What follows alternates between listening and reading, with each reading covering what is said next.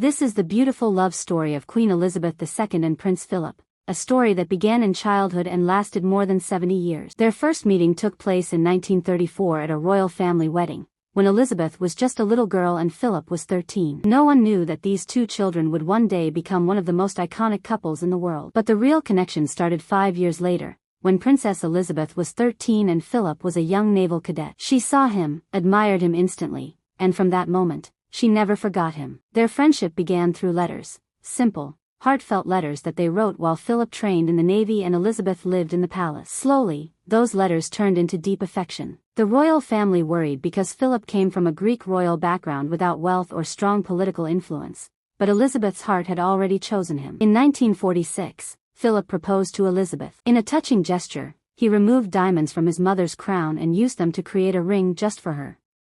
Elizabeth immediately said yes. Their engagement was announced the next year when she turned 21. On November 20, 1947, the world witnessed a grand royal wedding, broadcast on radio across the nation. Elizabeth wore a simple but elegant gown, and Philip renounced his own titles to become her loyal partner. A few years later, tragedy struck when King George VI passed away. At just 25 years old, Elizabeth became the Queen of the United Kingdom. This moment changed everything. Philip, who dreamed of a long naval career, gave it up to support his wife completely. He famously said, "My job is to support the Queen, but also to be the man she loves." Their marriage faced public pressure, responsibilities, and challenges, but through every difficult moment, Philip stood firmly beside her. Elizabeth often said, "Philip is my strength and stay," and Philip called her Lilibet, saying, "She was the only person who truly understood him." Their bond was not just royal, it was real, honest companionship. As they grew older, their relationship became even stronger. They spent peaceful days at Balmoral Castle, walking together and sharing memories.